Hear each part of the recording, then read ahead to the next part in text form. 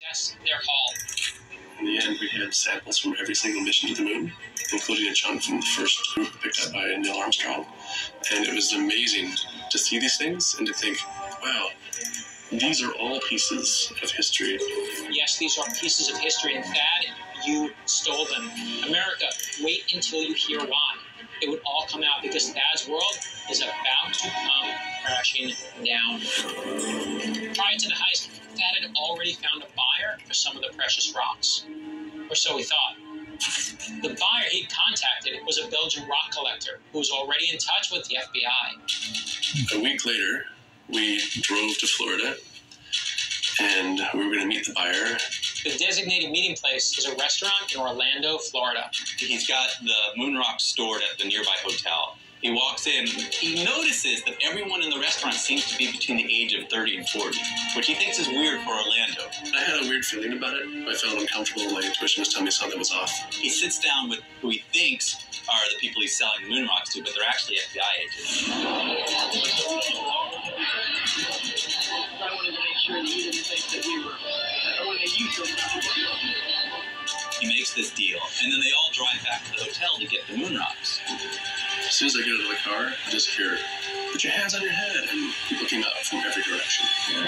The very same people that had served him coffee and eggs just an hour ago now have their guns pointed right at him. It turns out every single person in the restaurant was an undercover agent. Even the cook, the maitre d', everybody was an undercover agent.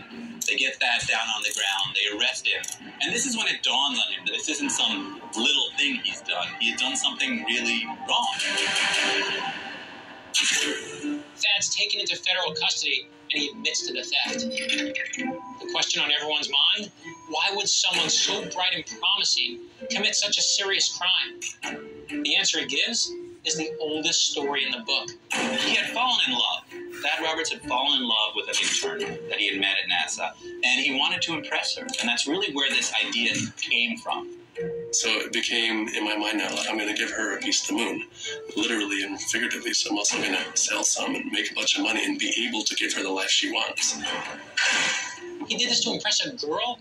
I once rode my bike down a flight of stairs to impress a girl, but orchestrating a $500 million heist?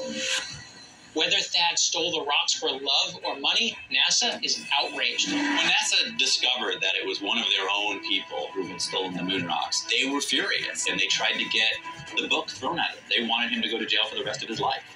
Thad Roberts goes to prison in 2003 and serves an 8-year sentence for this unbelievable crime. It's amateur hour. They totally screwed it up for a bunch of eggheads. They really didn't think it through. After the crime, NASA is able to retrieve all the precious rocks that Thad stole from that safe. But the story of moon rocks is far from over. Because as we speak, many of the other moon rocks that were lost or stolen over the years, they're still out there. From my investigations over the years, we've determined that there are hundreds of moon rocks that are missing. That presents an opportunity for everybody to join in our effort to track down these moon rocks and do the right thing by them. I can't emphasize enough how important moon rocks are. They represent the entire space program. They represent these astronauts who were real American heroes. It was incredibly dangerous, and it may never happen again. There's no monetary value. A moon rock is a piece of America. It's a tragedy that these precious artifacts are missing, and that's why I need you to help me find them. Here's where to look. Moon rocks lost overseas are sometimes found online, sold by international traders. Rocks stolen in the U.S. are in the hands of black market dealers, looking for buyers at auctions and shows. Lunar samples that were lost at universities turn up at labs or in classrooms. If you have any information that could lead to a lost moon rock, go to history.com, file a tip. You can earn up to a $10,000 reward. All I can say is wow. Your tips are coming in fast and furious over at history.com. People from all over are submitting valuable leads, helping us track our lost history.